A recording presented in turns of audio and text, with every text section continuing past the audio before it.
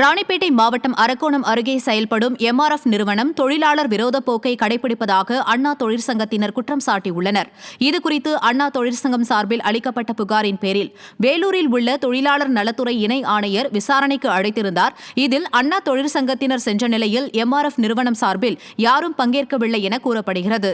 இதுகுறித்து பேசிய அரக்கோணம் அதிமுக சட்டமன்ற உறுப்பினர் ரவி, வருகின்ற 3ஆம் தேதி முடிவு எட்டப்படவில்லை என்றால் நீதிமன்றத்தை நாடவுள்ளதாக தெரிவித்தார்.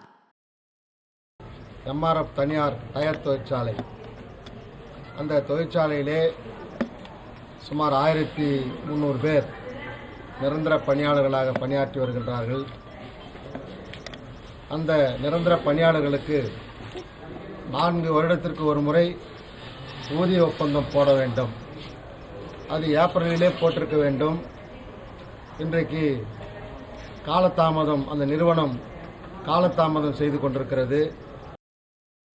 கடலூர் மாவட்டம் சிதம்பரத்தில் உள்ள கழக அலுவலகத்தில் அமமுகவை சேர்ந்த 50க்கும் மேற்பட்டோர் அதிமுகவில் இணையும் நிகழ்ச்சி நடைபெற்றது.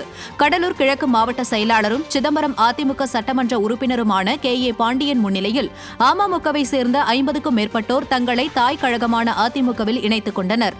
அவர்களுக்கு கழக துண்டு அணிவித்து வரவேற்பு அளிக்கப்பட்டது. இந்த நிகழ்ச்சியில் கழக நிர்வாகிகள் பலர் பங்கேற்றனர். செங்கல்பட்டு மாவட்டம் அணுவாற்றல் நகரியத்தில் முன்னாள் அமைச்சரும் புரட்சித் தலைவருமான MGRக்கு புதிய வெண்கல சிலை அமைத்து தரக்கோரி கல்பாக்கம் GSO நிர்வாக இயக்குநரிடம் மனு அளிக்கப்பட்டது. நாடாளுமன்ற உறுப்பினர் முனைவர் தனபால், மாவட்ட கழக செயலாளர் திருக்கழுக்குன்றம் S. ஆறுமுகம், புதுப்பட்டினம் ஊராட்சி மன்ற தலைவர் காயத்ரி தனபால் ஆகியோர் கோரிக்கை மனு அளித்தனர். இதேபோல் புதுப்பட்டினம் பஜார் வீதியில் அமைக்கப்பட்டுள்ள உயர் மின் கோபுர விளக்குகளை மாற்றி புதிய நவீனமயமாக்கப்பட்ட மின் விளக்குகள் அமைத்து தரவும் அவர்கள் கோரிக்கை மனு அளித்தனர். சிவகங்கை மாவட்டம் நாட்டரசன் கோட்டையில் அதிமுக வாக்குச்சாவடி முகவர்களுக்கான பயிற்சி முகாம் நடைபெற்றது.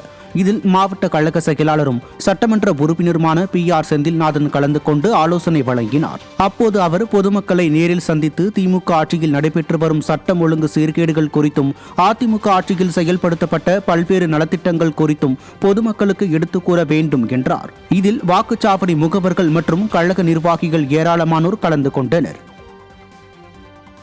கன்னியாகுமரி மாவட்டம் ஆமணக்கன் விலை வாவை பகுதியில் புதிதாக கட்டப்பட்ட சமுதாய நலக்கூடத்தை அதிமுக சட்டமன்ற உறுப்பினர் திறந்து வைத்தார். முன்னாள் அமைச்சரும் கன்னியாகுமரி சட்டமன்ற உறுப்பினருமான தளவாய் சுந்தரம் ஆமணக்கன் விலை வாவை பகுதியில் சமுதாய நலக்கூடம் கட்ட தனது தொகுதி மேம்பாட்டு நிதியில் இருந்து 35 லட்சம் ரூபாய் ஒதுக்கினார். பணிகள் நிறைவடைந்ததை அடுத்து சமுதாய நலக்கூட கட்டிடத்தை தளவாய் சுந்தரம் பொதுமக்கள் பயன்பாட்டிற்கு திறந்து வைத்தார். அதனைத் தொடர்ந்து கிராம மக்கள் சார்பில் சட்டமன்ற உறுப்பினருக்கு நன்றி தெரிவிப்பு நிகழ்ச்சி நடத்தப்பட்டது.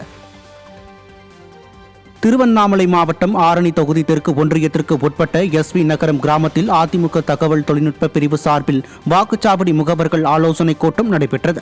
அதிமுக ஒன்றிய செயலாளர் GB கஜேந்திரன் ஏற்பாட்டில் நடைபெற்ற இந்த கூட்டத்தில் அதிமுக முன்னாள் அமைச்சரும் ஆரணி சட்டமன்ற உறுப்பினருமான சேவூர் S. ராமச்சந்திரன், மத்திய மாவட்ட செயலாளர் ஜெயசுதா லட்சுமிகாந்தன் ஆகியோர் கலந்து கொண்டு கழக நிர்வாகிகளுக்கு ஆலோசனைகளை வழங்கினர்.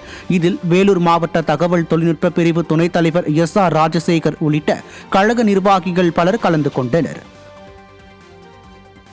பெரம்பலூர் மாவட்டம் வேப்பூரில் அதிமுக சார்பில் வாக்குச்சாவடி முகவர்கள் ஆய்வுக் கூட்டம் நடைபெற்றது. மாவட்ட கழகம் சார்பில் வேப்பூர் தெற்கு ஒன்றிய கழக செயலாளர் AK ராஜேந்திரன் ஏற்பாட்டில் மாவட்ட கழக செயலாளர் இளம்பை தமிழ்ச்செல்வன் மற்றும் கழக அமைப்பு செயலாளரும் மாவட்ட பூத் கமிட்டி பொறுப்பாளருமான மோகன் முன்னிலையில் நடைபெற்றது. இந்நிகழ்வில் நாடாளுமன்ற முன்னாள் உறுப்பினர் சந்திரகாசி மற்றும் கழக நிர்வாகிகள் ஏராளமானோர் கலந்து கொண்டனர்.